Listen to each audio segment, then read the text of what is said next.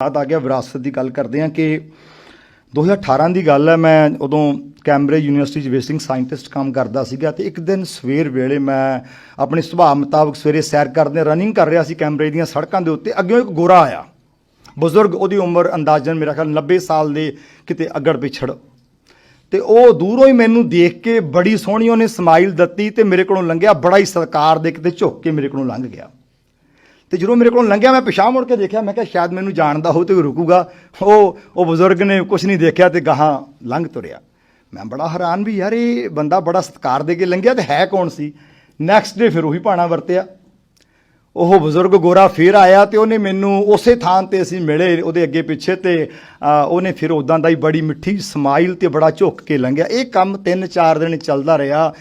ਉਦੋਂ ਬਾਅਦ ਸੰਡੇ ਆ ਗਿਆ ਤੇ ਮੈਂ ਉਦਣ ਕੀ ਕੀਤਾ, ਮੈਂ ਫਿਰ ਜਦੋਂ ਉਹ ਬਜ਼ੁਰਗ ਸਾਹਮਣੇ ਭੱਜਿਆ ਆ ਰਿਹਾ ਸੀ ਨਾ, ਮੈਂ ਉਹਦੇ ਸਾਹਮਣੇ ਐਂ ਕਰਕੇ ਖੜ ਗਿਆ। मैं कि अज नूं रोक ही लईए भरा, तू इन्ना प्यार सत्कार दिंदा, नमस्कार करके जाना, तो ये कहानी है कि मैं तेनों पछाण नहीं पा रहा। 4-5 दिन हो गए तो तू कौन है, तो अपना की साडा कोई संबंध है, साडी कोई जान पहचान है। मैं हथ करके खड़ गया। उन्हें आके अपने हथ मेरे जोर दी मारे, कहंदा चीयर्स, बड़ा खुश। तो मैं कहा sir if you have some time I want to sit with you. सो कहता I am free, totally free. जिवें डॉक्टर कंग बोलते ने इन्हां दी आवाज़ वांगू, ये भी उत्थे पढ़े ने, इन्हां दी आवाज़ बड़ा ठरम्मा ते सहज जिहा इदां दी आवाज़, कहता टोटली फ्री। असीं वो कैम्ब्रिज दी सड़कां ते बगीचे साइड ते बैठ गए। मैं तुहानूं गल दसणी चाहुंदा, बड़ियां लंमियां गल्लां कीतियां, मैनूं समा नहीं मिल रहा। मैं उहदे उत्ते भावें एक छोटा किताबचा ही लिख देवां, बड़ा कुछ मैनूं उत्तों सीखण नूं मिलिया, पर मैं सिर्फ एक गल तुहाडे नाल साझी करनी है। पहला सवाल मैं किया, मैं क्या सर तुसीं मैनूं रोज़ सल्यूट करके सलाम करके लंघदे हो, कारण की है? I don't salute you, I salute your turban. I have read the history of turban. I have great salute for Guru Gobind Singh, turban of गुरु गोबिंद सिंह। कमाल दी गल, कई गल्लां होईयां। दूजा सवाल मैं क्या सर मैं कैम्ब्रिज विच पढ़ाउणा 3 महीने हो गए मैनूं इत्थे काम करदिआं, मैं आई एम हाईली इंप्रैसड। ਤੁਹਾਡੇ ਚੋਂ ਬਹੁਤ ਸਾਡੇ ਡਾਕਟਰ ਔਲਖ ਨੇ, ਡਾਕਟਰ ਗੁਰਸ਼ਰਨ ਸਿੰਘ ਮੰਚ ਦੇ ਬੈਠੇ ਆ, ਦੁਨੀਆ 'ਚ ਇਹਨਾਂ ਨੇ ਕੰਮ ਕੀਤਾ। ਡਾਕਟਰ ਇੰਦਰਜੀਤ ਸਿੰਘ ਬੜੇ ਵੱਡੇ ਵਿਗਿਆਨੀ ਨੇ, ਪਤਾ ਨਹੀਂ ਕਿੱਥੇ ਕਿੱਥੇ ਜਾ ਕੇ ਇਹਨਾਂ ਨੇ ਕੰਮ ਕੀਤਾ। ਮੈਂ ਕਿਹਾ ਜਿਹੜਾ ਥੋੜ੍ਹਾ ਕੈਂਬਰਿਜ ਦਾ ਪੜ੍ਹਾਈ ਦਾ, ਐਜੂਕੇਸ਼ਨ ਦਾ, ਡਿਸਿਪਲਨ ਦਾ, ਪ੍ਰੋਫੈਸਰਾਂ ਦਾ, ਸਟੂਡੈਂਟਸ ਦਾ ਜਿਹੜਾ ਡਿਸਿਪਲਨ ਹੈ, ਆਈ ਐਮ ਹਾਈਲੀ ਇੰਪਰੈਸਡ। ਮੈਂ ਕਿਹਾ ਤੁਸੀਂ ਇਹ ਬਣਾਇਆ ਕਿਵੇਂ, ਮੈਨੂੰ ਇਹ ਸਮਝਾਓ। ਮੈਂ ਹਰ ਗੱਲ ਨੂੰ ਆਪਣੀ PhD ਨਾਲ ਰਿਲੇਟ ਕਰਦਾ ਕਿ ਇੱਥੋਂ ਕੰਮ ਕਰਕੇ ਜਦੋਂ ਮੈਂ PhD ਵੀ ਜਾਊਂਗਾ, ਉੱਥੇ ਕੋਈ ਜੇ ਮੇਰੇ ਵੱਸ 'ਚ ਹੋਇਆ ਤਾਂ ਮੈਂ ਇੱਦਾਂ ਦਾ ਮਾਹੌਲ ਤਿਆਰ ਕਰੂੰਗਾ। पर मैनू दसो तुसीं ये कीता किवें है ते मैं कुछ सीख सकां। मेरा ये सवाल करन दी देर सी प्यार वालिओ, मैनू वो वक्त नहीं भुलदा, अज तक नहीं भुलदा। मेरी जिंदगी का बहुत अहम समा है। उहदियां अखां दे विचों मैं तुप के डिगदे थल्ले देखे। एकदम उन्हें अपनियां अखां साफ कीतियां। मैं कहा सर मैं कुछ गलत कह दिता तुहानूं? मैं सिर्फ ये पूछा तुसीं कैम्ब्रिज का इन्ना वधिया माहौल किवें तैयार कीता? मैं अपने PhD विच भी चाहुंदा इदां दा माहौल उत्थे क्यों नहीं? तुसीं ये कित्थों लिया? अखां साफ करके कहंदा सॉरी सॉरी। 3 बार उन्हें sorry sorry sorry sorry. Our ancestors betrayed you mister Singh, we borrowed it from Punjab. My goodness, मेरे पैरों थल्लों जमीन निकली। मेरे चेहरे तो मेरी जुबान नहीं चल रही थी, पर मेरे चेहरे पे सवाल सन, who borrowed, when borrowed, how borrowed. उस गोरे ने सब कुछ पढ़ लिया। Doctor Singh, I know what you are going to ask me. The story starts from 1809। Sir Metcalfe was at Amritsar to sign the first treaty with Maharaja Ranjit Singh. उन्हें अपनी गाथा अंग्रेजी भी सुनाई। मैं तुहानूं उड़था करके सुणाउणा, उहदी अपनी जुबान च गल सोहणी कही जाती है। कहता गल 1809 की है।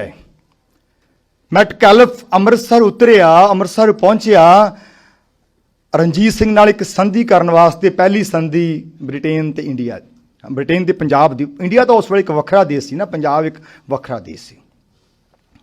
कहते उस संधि दे विच लगभग 7 दिन वो अमृतसर रहा ते कुछ दिन उन्हें लाहौर भी बतीत किए।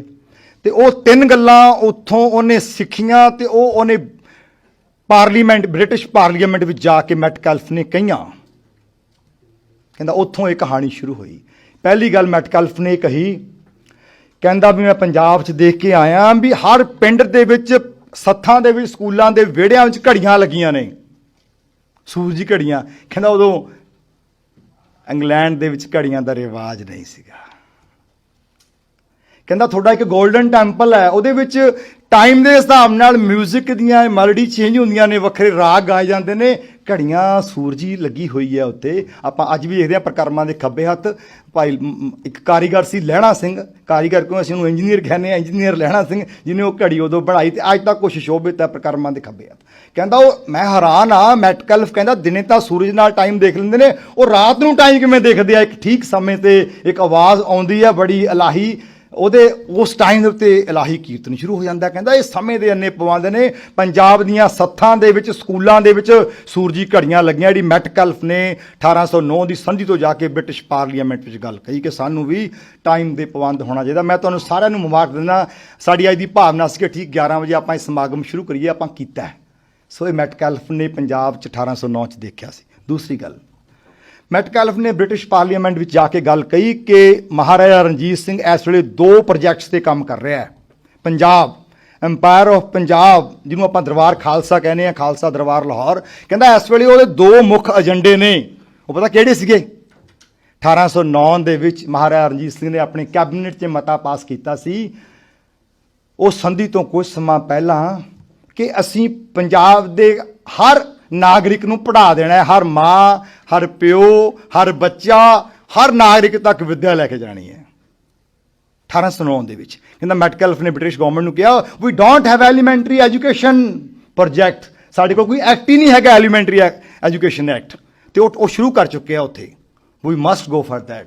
ਤੀਸਰੀ ਗੱਲ, ਕਹਿੰਦਾ ਮਹਾਰਾਜਾ ਸਿੰਘ ਦਾ ਦੂਜਾ ਪ੍ਰੋਜੈਕਟ ਇਹ ਹੈ ਕਿ ਪਿੰਡਾਂ ਦੀਆਂ ਪੰਚਾਇਤਾਂ ਨੂੰ ਸੈਲਫ ਡਿਫੈਂਸ ਵਿੱਚ ਇੰਨਾ ਮਜ਼ਬੂਤ ਕਰ ਦੇਣਾ ਹੈ। ਉਹਨੇ ਮੈਟਕੈਲਫ ਨੂੰ ਦੱਸਿਆ ਕਿ ਅਸੀਂ ਇਹਦੇ 'ਤੇ ਕੰਮ ਕਰ ਰਹੇ ਹਾਂ ਕਿ ਹਰ ਪਿੰਡ ਕੋਲੇ ਅਸਲਾ ਹੋਊਗਾ, ਹਰ ਪਿੰਡ ਵਿੱਚ ਫੌਜ ਹੋਊਗੀ, ਤੇ ਉਹ ਵਲੰਟੀਅਰ ਫੌਜ ਹੋਊਗੀ, ਪੇਡ ਨਹੀਂ ਹੋਊਗੀ। ਉਹ ਆਪਣੇ ਪਿੰਡ ਦੀ ਇੱਜ਼ਤ ਦੀ, ਪੱਤ ਦੀ ਰਾਖੀ ਕਰਨ ਦੇ ਅਧਿਕਾਰ ਉਹਦੇ ਕੋਲ ਹੋਣਗੇ, ਤੇ ਉਹ ਮੇਰੇ ਅਧਿਕਾਰ ਨੂੰ ਵੀ ਮੋੜ ਸਕਦੇ ਨੇ ਜੇ ਕਿਤੇ ਮੈਂ ਗਲਤ ਕੰਮ ਕਰ ਰਿਹਾ ਹਾਂ। ਤੇ ਮੈਟਕੈਲਫ ਕਹਿੰਦਾ wonderful, the public with such a high command, they can challenge the king, they can protect themselves, they have their own decision making body. ਕਹਿੰਦਾ we don't have such kind of structure in Britain, we must think of that.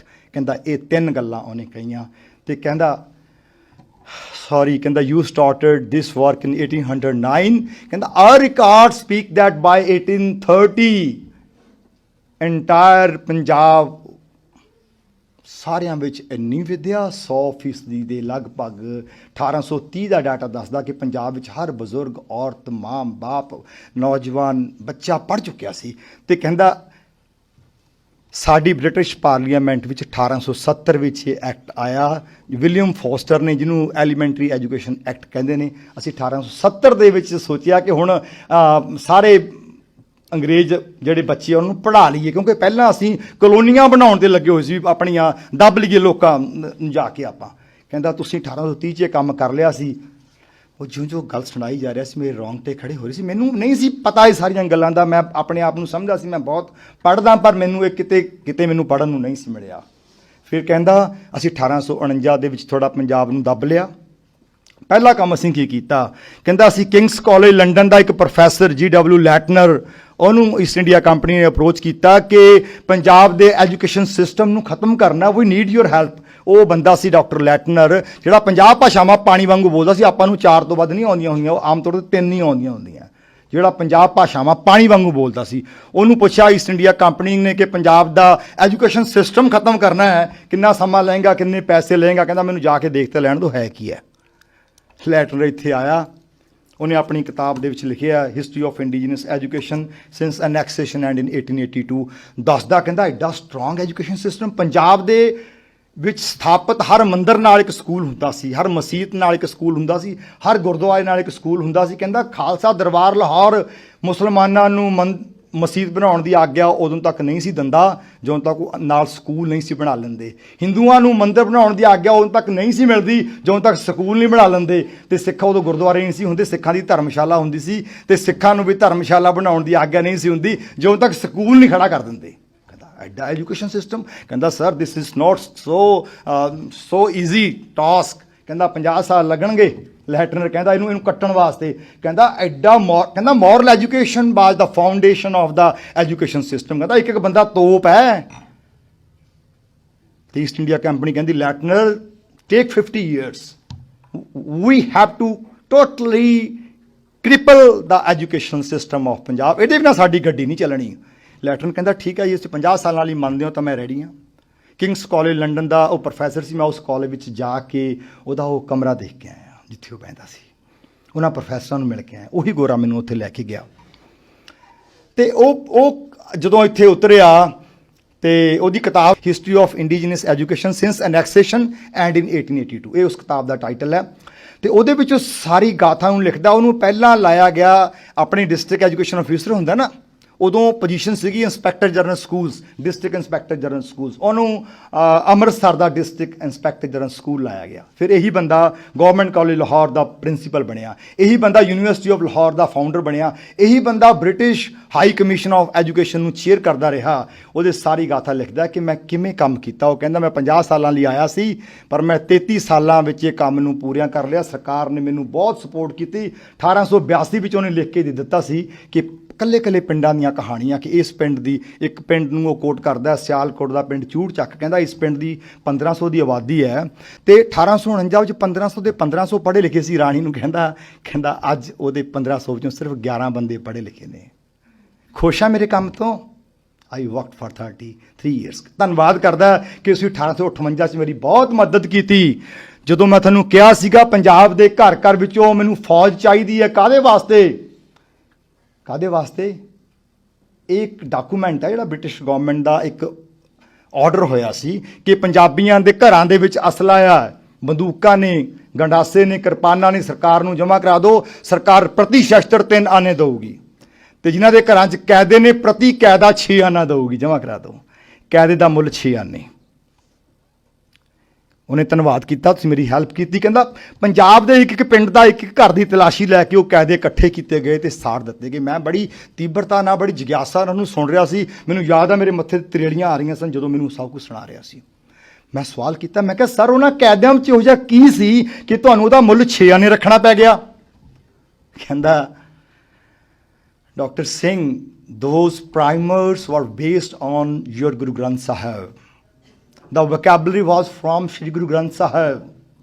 Those primers were attaching each and every children, whether in the Muslim schools, Sikh schools, Hindu schools, to Guru Granth Sahib, because Guru Granth Sahib is a source of positivity. ਉਹ ਕੈਦਿਆਂ ਨੂੰ ਸਾੜਿਆ ਤੇ ਉਹ ਗੱਲਾਂ ਸੁਣਾ ਰਿਹਾ ਸੀ। ਮੈਂ ਕਿਹਾ ਹੋਰ? ਕਹਿੰਦਾ ਜਿਹੜਾ ਤੁਹਾਡਾ ਉਹ ਸਿਸਟਮ ਸੀਗਾ ਨਾ, ਤੁਹਾਡੀ ਇਕੋਨਮੀ ਸੀਗੀ, ਉਹ ਇੰਨੀ ਸਟਰੋਂਗ ਸੀਗੀ। ਕਹਿੰਦਾ ਉਸ ਵੇਲੇ ਪੰਜਾਬ ਦੇ ਸਿੱਕੇ ਦੀ ਕੀਮਤ ਸਾਡੇ ਸਿੱਕੇ ਨਾਲੋਂ 12-13 ਗੁਣਾ ਵੱਧ ਸੀ। ਇਸੇ ਕਰਕੇ ਯੂਰਪ ਦੇ ਲੋਕ ਤੁਹਾਡੇ ਉੱਥੇ ਜਾ ਕੇ ਨੌਕਰੀਆਂ ਕਰਦੇ ਸੀ, ਤਰਸਦੇ ਸੀ ਕਿ ਖਾਲਸਾ ਦਰਬਾਰ ਵਿੱਚ ਸਾਨੂੰ ਨੌਕਰੀ ਮਿਲ ਜਾਵੇ। ਇਹ ਕੀ ਸੀਗਾ? ਵਾਟ ਵਾਸ ਦਿਸ? ਐਡੀ ਸਾਡੀ ਸਟਰੋਂਗ ਇਕੋਨਮੀ, ਐਡਾ ਸਾਡਾ ਜ਼ਬਰਦਸਤ ਢਾਂਚਾ। ਅਤੇ ਪਿਆਰ ਵਾਲਿਓ, ਆਪਣੀ ਵਿਰਾਸਤ ਦੇ ਉੱਤੇ ਮਾਣ ਕਰੀਏ, ਅਸੀਂ ਉਹਨੂੰ ਮੁੜ ਸੁਰਜੀਤ ਕਰਨਾ ਹੈ। ਮੈਨੂੰ ਉਹ ਪੁੱਛਣ ਲੱਗਿਆ ਕਿ ਭਾਈ ਇੱਦਾਂ ਦਾ ਕੰਮ ਤੁਹਾਡੇ ਕਿਤੇ ਹੁਣ ਹੋ ਰਿਹਾ? ਇੱਦਾਂ ਦੀ ਐਜੂਕੇਸ਼ਨ ਸਿਸਟਮ ਤੁਹਾਡਾ ਹੁਣ ਕਿਵੇਂ ਹੈ? ਅਤੇ ਮੈਂ 2010 ਦੇ ਵਿੱਚ ਆਤਮ ਪ੍ਰਕਾਸ਼ ਨੇ ਮੇਰੀਆਂ ਕਿਤਾਬਾਂ ਰਿਲੀਜ਼ ਕੀਤੀਆਂ ਸੀ ਅਤੇ ਮੈਂ ਉਹਨੂੰ ਦੱਸਿਆ ਕਿ ਸਰ ਛੋਟਾ ਜਿਹਾ ਕੰਮ ਮੈਂ ਕਰ ਰਿਹਾ। ਮੈਂ 24 ਕਿਤਾਬਾਂ ਲਿਖੀਆਂ ਨੇ, 300 ਸਕੂਲਾਂ ਦੇ ਸਿਲੇਬਸ ਦੇ ਵਿੱਚ ਉਹਨਾਂ ਨੂੰ ਪੜ੍ਹਾਇਆ ਜਾਂਦਾ ਹੈ। ਅਤੇ ਬੜਾ ਐਕਸਾਈਟ ਹੋਇਆ, ਕਹਿੰਦਾ ਕਿਤਾਬਾਂ ਹੈਗੀਆਂ? ਮੈਂ ਕਿਹਾ ਹਾਂ, ਮੇਰੇ ਕਮਰੇ 'ਚ ਇੱਕ ਸੈੱਟ ਹੈਗਾ। ਮੈਂ ਉਹਨੂੰ ਨਾਲ ਲੈ ਗਿਆ, ਉਹਨੂੰ ਮੈਂ ਦਿਖਾਇਆ ਕਿਤਾਬਾਂ ਟਰਾਈਲਿੰਗੁਅਲ ਨੇ, ਇੰਗਲਿਸ਼, ਹਿੰਦੀ, ਪੰਜਾਬੀ ਦੇ ਵਿੱਚ ਨੇ। ਜੋ ਤੂੰ ਗੱਲਾਂ ਸੁਣਾ ਰਿਹਾ ਸੀ ਮੈਨੂੰ ਇਸ ਇਤਿਹਾਸ ਦਾ ਪਤਾ ਤਾਂ ਨਹੀਂ ਸੀ, ਪਰ 2010 ਵਿੱਚ ਪਰਮਾਤਮਾ ਨੇ ਮੇਰੇ ਕੋਲੋਂ ਉਹ ਕਿਤਾਬਾਂ ਲਿਖਾ ਲਈਆਂ ਸੀ। ਮੈਂ ਉਹਦੀ ਗੱਲ ਦਾ ਇੱਕ ਤੁਹਾਨੂੰ ਇੰਪੋਰਟੈਂਟ ਪੁਆਇੰਟ ਜਿਹੜਾ ਕਿ ਮੈਨੂੰ ਬਹੁਤ ਅਪੀਲ ਕੀਤਾ ਔਰ ਮੈਨੂੰ ਉਹ ਤੋਂ ਮਾਣ ਵੀ ਮਿਲਦਾ। ਕਹਿੰਦਾ these books are being taught in 300 schools? ਮੈਂ ਕਿਹਾ yes, these are also being taught in 10 schools in Britain. Oh my God. Writer, author, publishing 24 books, getting none from it. Why? What nonsense.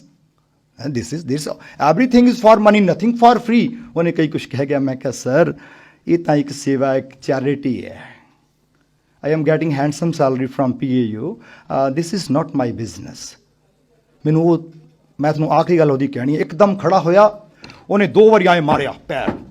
Salute Guru Gobind Singh, ਬੁੜਾ ਸੀਗਾ ਉਹ, salute Guru Gobind Singh. ਰੋ ਕੇ ਨਾ ਉਹ ਮੇਰੇ ਪੈਰਾਂ 'ਤੇ ਡਿੱਗ ਗਿਆ। ਮੈਨੂੰ ਉਹ ਦਿਨ ਨਾ ਭੁੱਲਿਆ ਨਹੀਂ ਅਜੇ ਤੱਕ। ਐਡਾ ਬਜ਼ੁਰਗ ਉਹ। ਅਤੇ ਕਹਿੰਦਾ ਮੈਂ ਕਿਤਾਬਾਂ 'ਚ ਪੜ੍ਹਿਆ ਸੀ ਕਿ ਗੁਰੂ ਗੋਬਿੰਦ ਸਿੰਘ ਦੇ ਸੂਰਾਂ ਦੇ ਪਿੰਡਾਂ 'ਚ ਫੌਜ ਵਿੱਚ ਕੰਮ ਕਰਦੇ ਸੀ, ਤਨਖਾਹ ਨਹੀਂ ਸੀ ਲੈਂਦੇ। ਕਹਿੰਦਾ still the roots are alive. So this is our history. ਮੇਰੇ ਪਿਆਰੇ ਮਿੱਤਰੋ, ਆਪਾਂ ਨੇ ਇਸ ਨੂੰ ਮੁੜ ਸੁਰਜੀਤ ਕਰਨਾ ਹੈ। ਮੈਂ ਪੋਰਟਲ ਤੇ ਆਉਣ ਤੋਂ ਪਹਿਲਾਂ ਇੱਕ ਗੱਲ ਤੁਹਾਡੇ ਨਾਲ ਹੋਰ ਸਾਂਝੀ ਕਰਨੀ ਹੈ। ਮੈਨੂੰ ਯਾਦ ਆਉਂਦਾ ਪੰਡਿਤ ਜਵਾਹਰ ਲਾਲ ਨਹਿਰੂ ਦਾ 73ਵਾਂ ਜਨਮ ਦਿਨ, 1962 ਦੀ ਗੱਲ ਹੈ, ਮੇਰਾ ਖਿਆਲ 1962 ਦੀ। ਹਾਂ, ਪੰਡਿਤ ਜਵਾਹਰ ਲਾਲ ਨਹਿਰੂ ਨੇ ਇੱਕ ਨਾਅਰਾ ਦਿੱਤਾ, ਕਹਿੰਦੇ ਵੀ ਅਸੀਂ ਆਪਣੀ ਡਿਫੈਂਸ ਨੂੰ ਮਜ਼ਬੂਤ ਕਰਨਾ, ਇੰਡੀਆ ਦੀ ਡਿਫੈਂਸ ਮਜ਼ਬੂਤ ਹੋਣੀ ਹੈ ਚਾਹੀਦੀ ਹੈ। ਅਸੀਂ ਪ੍ਰਤਾਪ ਸਿੰਘ ਕੈਰੋਂ ਨਾਲ ਗੱਲ ਕੀਤੀ, ਸਾਡੇ ਮੁੱਖ ਮੰਤਰੀ ਸਨ। ਪ੍ਰਤਾਪ ਸਿੰਘ ਕੈਰੋਂ ਨੇ ਕਮਿਟ ਕੀਤਾ ਕਿ ਪੰਜਾਬ ਆਪਣਾ ਖੂਨ ਦੇਵੇਗਾ, ਸੋਨਾ ਦੇਵੇਗਾ, ਤੁਸੀਂ ਪੰਜਾਬ ਤੁਹਾਡੇ ਨਾਲ ਹੈ, ਸੁਰੱਖਿਆ ਆਪਣੀ ਕਰੋ, ਮਜ਼ਬੂਤ ਇੰਡੀਆ ਦੀ। ਕੈਰੋਂ ਸਾਹਿਬ ਨੇ ਇੱਥੇ ਆ ਕੇ ਕਾਲ ਦਿੱਤੀ, ਪੰਜਾਬੀਆਂ ਨੇ 130 ਕਿਲੋ ਸੋਨਾ ਕੈਰੋਂ ਸਾਹਿਬ ਦੇ ਚਰਨਾਂ 'ਚ ਰੱਖ ਦਿੱਤਾ। ਤੇ ਪੰਡਿਤ ਜਵਾਹਰ ਲਾਲ ਨਹਿਰੂ ਦੇ 73ਵੇਂ ਜਨਮ ਦਿਨ ਵਾਲੇ ਦਿਨ ਤਾਂ ਪ੍ਰਤਾਪ ਸਿੰਘ ਕੈਰੋਂ ਨੇ 130 ਕਿਲੋ ਸੋਨਾ ਪੰਡਿਤ ਜਵਾਹਰ ਲਾਲ ਨਹਿਰੂ ਨੂੰ ਭੇਟ ਕੀਤਾ, ਜਿਹਦੇ ਵਿੱਚੋਂ ਮਾਣ ਦੀ ਗੱਲ ਹੈ ਕਿ ਜਿਹੜੇ ਅੰਮ੍ਰਿਤਸਰ ਜ਼ਿਲ੍ਹੇ ਨੂੰ ਬਿਲੋਂਗ ਕਰਦੇ ਆ, ਕਿ ਅੱਧਾ ਸੋਨਾ 65 ਕਿਲੋ ਸੋਨਾ ਅੰਮ੍ਰਿਤਸਰ ਦੇ ਨਾਗਰਿਕਾਂ ਨੇ ਦਿੱਤਾ ਸੀ। ਗੱਲ ਅੱਗੇ ਵੱਧਦੀ ਗਈ। 28 ਨਵੰਬਰ ਤੱਕ ਇਹ ਸੋਨਾ ਇਕੱਠਾ ਹੁੰਦਾ ਰਿਹਾ ਤੇ 252 ਕਿਲੋ ਸੋਨਾ ਪ੍ਰਤਾਪ ਸਿੰਘ ਕੈਰੋਂ ਨੇ 28 ਨਵੰਬਰ ਤੱਕ, ਜੋ ਇੰਡੀਆ ਦੀ ਹਿਸਟਰੀ ਬੋਲਦੀ ਆ, ਉਹਦੇ 'ਚ ਲਿਖਿਆ ਹੈ ਕਿ ਦਿੱਤਾ। ਭਾਰਤੀਆਂ ਨੇ ਵੀ ਸੋਨਾ ਇਕੱਠਾ ਕੀਤਾ, ਪੰਜਾਬ ਤੋਂ ਬਾਹਰ ਵਾਲਿਆਂ ਨੇ 5.327 ਕਿਲੋ ਸੋਨਾ ਬਾਕੀ ਸਾਰੀਆਂ ਸਟੇਟਸ ਨੇ ਰਲ ਕੇ ਇਕੱਠਾ ਕੀਤਾ ਤੇ ਪੰਜਾਬ ਨੇ 252 ਕਿਲੋ ਸੋਨਾ ਪ੍ਰਤਾਪ ਸਿੰਘ ਕੈਰੋਂ ਦੇ ਹੱਥੀਂ ਪੰਡਿਤ ਜਵਾਹਰ ਲਾਲ ਨਹਿਰੂ ਨੂੰ ਦਿੱਤਾ। ਸਾਨੂੰ ਕਹਿੰਦੇ 2% ਵਾਲੇ, ਹਾਂ ਆਪਾਂ ਹੈਗੇ ਹਾਂ 2% ਵਾਲੇ, ਪੂਰਾ 98% ਸੋਨਾ ਬਣਦਾ ਹੈ। 2% ਵਾਲਿਆਂ ਨੇ, ਜਿਨ੍ਹਾਂ ਦੀ ਹੱਦ ਕਦੇ ਆ ਸਤਲੁਜ ਦਰਿਆ ਤੋਂ ਲੈ ਕੇ ਖੈਬਰ ਤੱਕ ਸੀ, ਦੂਜੇ ਪਾਸੇ ਤਿੱਬਤ ਦੀਆਂ ਪਹਾੜੀਆਂ ਤੋਂ ਅਸੀਂ ਹਿੰਦੂ ਕਸ਼ ਦੀਆਂ ਪਹਾੜੀਆਂ ਨੂੰ ਛੂੰਹਦੇ ਸੀਗੇ, ਅੱਜ ਅਸੀਂ 2% ਵਾਲੇ ਹਾਂ। ਪਰ ਸਾਡਾ ਵਿਰਸਾ, ਸਾਡੇ ਅੰਦਰ ਸਟੇਟਹੁੱਡ ਹੈ, ਅਸੀਂ ਉਹਨੂੰ ਮਾਣਿਆ ਹੋਇਆ। 98% ਸੋਨਾ ਤੁਸੀਂ ਪੰਜਾਬੀਆਂ ਨੇ ਦਿੱਤਾ ਤੇ 2% ਸੋਨਾ ਸਾਰੇ ਭਾਰਤ ਨੇ ਦਿੱਤਾ, ਜਿਹਨੂੰ ਇਕੱਠਾ ਕਰਕੇ ਫਿਰ ਇੱਕ ਨੈਸ਼ਨਲ ਡਿਫੈਂਸ ਦਾ ਕੰਮ ਜਿਹੜਾ ਸ਼ੁਰੂ ਹੋਇਆ। ਸੋ ਅੱਜ ਅਸੀਂ ਆਪਣੇ ਵਿਸ਼ੇ ਤੇ ਆ ਰਹੇ ਹਾਂ ਕਿ ਇਹ ਸਾਰੀਆਂ ਗੱਲਾਂ ਮੈਂ ਇਸ ਲਈ ਕੀਤੀਆਂ ਨੇ ਕਿ ਸਾਨੂੰ ਆਪਣੀ ਵਿਰਾਸਤ ਦਾ ਪਤਾ ਹੋਣਾ ਚਾਹੀਦਾ ਹੈ।